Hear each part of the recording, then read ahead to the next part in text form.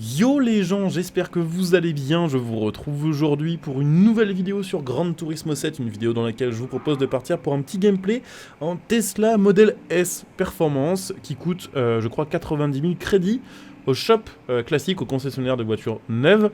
J'avais promis effectivement de faire une voiture électrique en vidéo, je me suis dit quitte à en faire une, autant faire peut-être la plus connue venant d'une marque on va dire qui fait vraiment que de l'électrique. Du coup, voilà, je me suis tourné plutôt vers la Tesla. C'est vrai que j'ai aussi la Taycan dans mon garage. La Taycan, j'avais déjà testé un petit peu en live et honnêtement, je l'ai trouvée assez mauvaise parce que sur Gran Turismo, malheureusement, les voitures électriques ont quand même une gestion pas du freinage, mais du frein moteur qui est complètement absente, c'est complètement dérisoire par rapport à la réalité. C'est d'ailleurs, on va dire, une des choses pas forcément parfaites sur ce Gran Turismo 7. Et puis, évidemment, ces voitures-là sont quand même relativement lourdes. La Taycan fait, je crois, 2200 kg, donc même si elle est très puissante, effectivement, en ligne droite, c'est monstrueux. En virage, c'est pas dingue. Donc, petite Tesla Model S, de nuit d'ailleurs. Oula, alors là, c'est pareil, le freinage n'a pas l'air d'être incroyable. mais voilà, c'est sur le papier aussi une caisse assez intéressante en termes d'accélération et de performance, puisque on a l'équivalent de 420 chevaux. Sur cette version là, pour une caisse qui fait aux alentours des 2 tonnes. Donc on doit avoir le 0 à 100 en environ 4 secondes et une vitesse de pointe aux alentours des 220 km/h. Je pense qu'on va pouvoir la tester. C'est peut-être un peu plus que 220. Honnêtement, je vous avoue que vu que je suis pas spécialement intéressé par Tesla en vrai, je suis pas trop documenté sur ce genre de véhicule. J'ai tendance à confondre les finitions, les versions. Voilà, c'est vraiment pas trop ma came. Mais voilà, j'avais quand même envie de présenter ça en vidéo, et effectivement, on a 210 en VMAX. Alors oui, je suis un connard, je suis en train d'essayer de passer la vitesse, oui, sauf qu'on est sur une Tesla, donc il n'y a pas de vitesse, il y a juste le mode drive et c'est tout. Donc, honnêtement, la Model S est peut-être pas vraiment si éclatée que ça. C'est un peu lourd, mais je trouve vraiment que c'est moins pire à conduire que la Taycan. Après, la Taycan est quand même plus puissante, on arrivait plus vite à des très grosses vitesses. Et du coup, c'était peut-être ça qui rendait le truc, on va dire, vraiment galère à conduire. Mais bon, voilà, c'est pas non plus l'éclat total au niveau du circuit, ça souvient un petit peu. Et puis bon, je crois que techniquement, ça doit être une 4 roues motrices.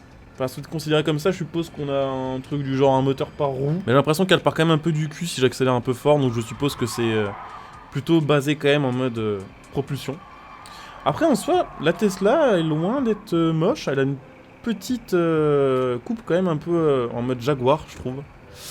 Ça passe, voilà, et puis bon, ils ont quand même, on va dire, essayé de faire une bagnole qui ressemble à une bagnole chez Tesla, et c'est quand même plutôt cool.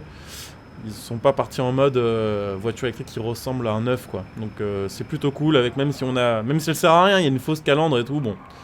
C'est pas si pire, même si, niveau performance sur circuit, c'est quand même pas génial, voilà. Après, ce que je vous propose quand même, c'est d'aller regarder les customs s'il y en a, et de regarder évidemment les améliorations. Je vous montre aussi un petit peu l'intérieur, vous montrer un peu comment c'est réalisé. Bon, évidemment, on a l'écran allumé, mais c'est une image fixe. On n'a pas d'informations particulières qui s'affichent. Et puis le reste est correct. Alors on va reculer pour regarder what the fuck. Alors comment je fais pour reculer en fait? Alors je ne sais pas, quand j'appuie sur accélérer en marche arrière, je ne comprends pas ce qui se passe. Je ne peux pas reculer, bon. Ok, on va regarder au soleil à la sortie du tunnel. J'avoue que j'ai jamais essayé de reculer sur le jeu, j'ai jamais eu besoin de reculer pour l'instant, ça se trouve c'est genre triangle. On va regarder ça. Ouais, c'est ça, c'est triangle, ok. Donc voilà, je voulais vous montrer vite fait l'intérieur. Il commence à faire nuit in-game. L'intérieur en soi aussi, ça va, c'est assez classe. Simplement, l'écran est quand même vraiment énorme. Vraiment trop, je trouve, gros. C'est vraiment genre l'iPad dans la console, en fait.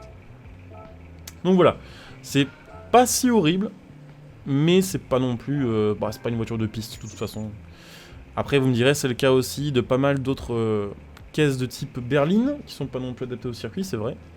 Mais globalement, à puissance, on va dire gabarit et options similaires, elle est quand même 200-300 kg trop lourde la Model S.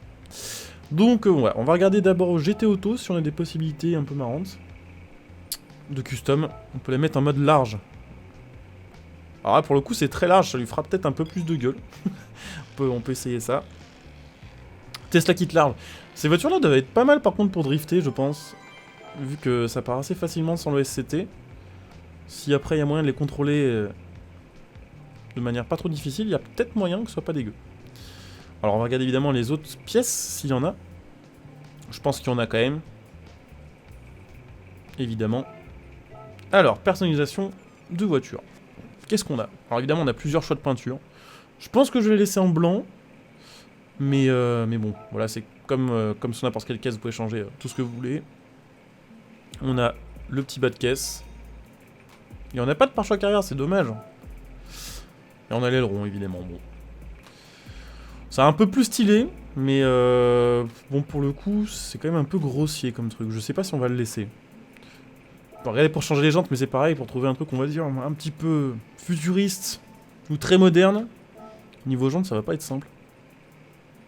Ou alors ce genre de truc, mais je trouve pas ça spécialement beaucoup plus joli. Ça, à la limite, elle passe plutôt pas trop mal, je trouve, ce genre de bagnole. Même celle-ci. En vrai, ça va, je m'attendais pas à trouver des jantes qui passeraient bien sur cette voiture-là, mais en soi, ça passe. Hein. Peut-être dans un autre coloris. On va aller voir ça, de toute façon, éditeur de livret. On va les mettre couleur acier, déjà les jantes. Ça devrait être un peu plus stylé. Donc c'est pareil, silver, c'est... ouais, on va mettre ça. Et pour la carrosserie, alors là, je sais pas du tout ce qu'on peut mettre. Il n'y a pas une autre option, on est obligé de faire tout peindre. Admettons que je fasse blanc, comme c'était le cas là. Que je fasse OK, voilà, ensuite j'ai un peu le choix.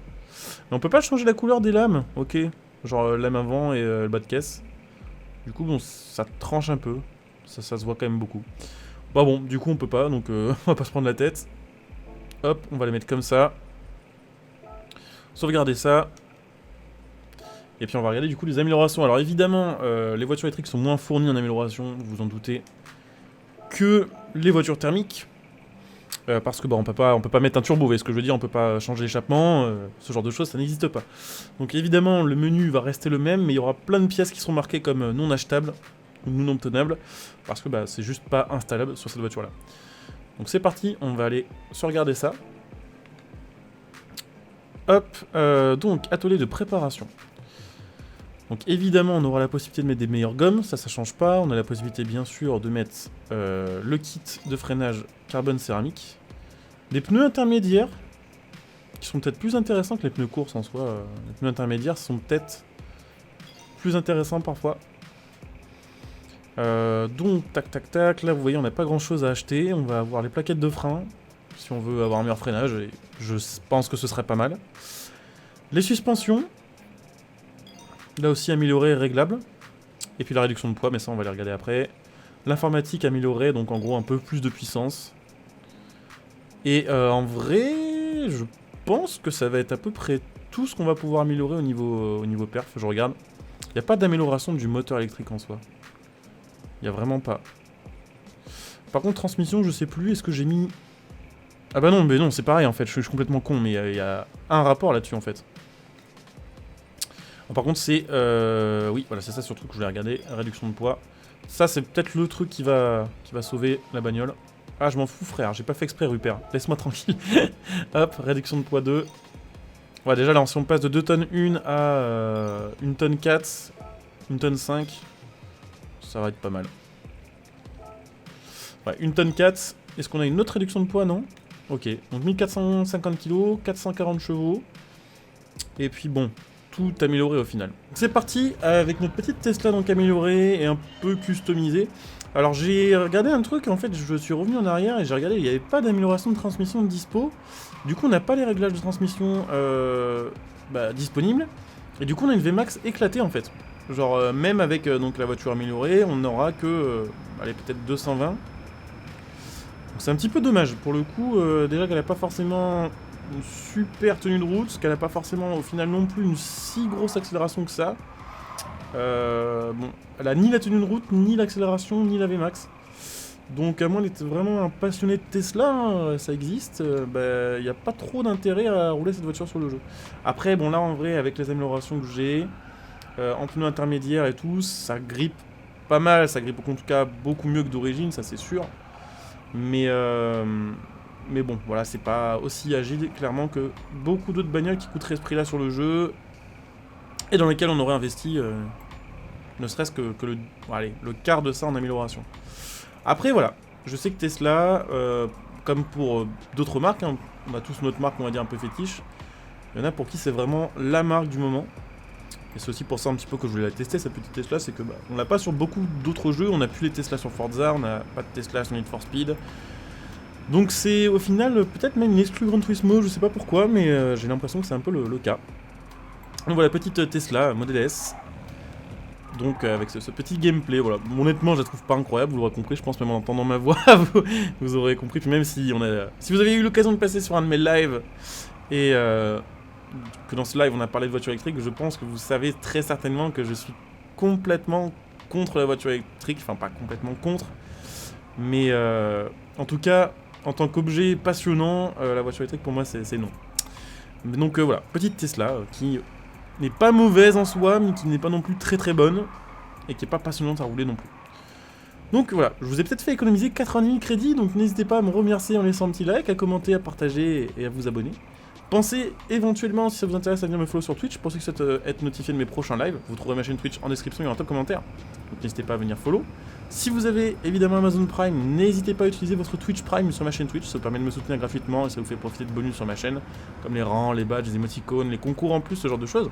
Vous pouvez me retrouver sur les réseaux sociaux, notamment sur Twitter, donc n'hésitez pas à venir m'y rejoindre pour être là aussi informé de mes posts, pour m'envoyer des messages privés, ce genre de choses. Et puis pour ceux qui souhaitent me soutenir sur la chaîne gratuitement, n'hésitez pas à utiliser mon lien Instant Gaming pour acheter vos jeux et vos cartes d'abonnement à prix réduit. Vous pouvez aussi utiliser mon lien matal.net pour me soutenir gratuitement en achetant vos composants PC, vos périphériques et tout ce qui va avec. Et pour ceux qui souhaitent me soutenir sur le long terme, voilà, n'hésitez pas à devenir un soutien de ma chaîne via le bouton rejoindre sous cette vidéo. Là aussi, il y a plein de bonus, plein d'avantages selon les rangs que vous irez choisir. Donc je coupe ici, je vous dis à très bientôt. Bon jeu à tous, ciao.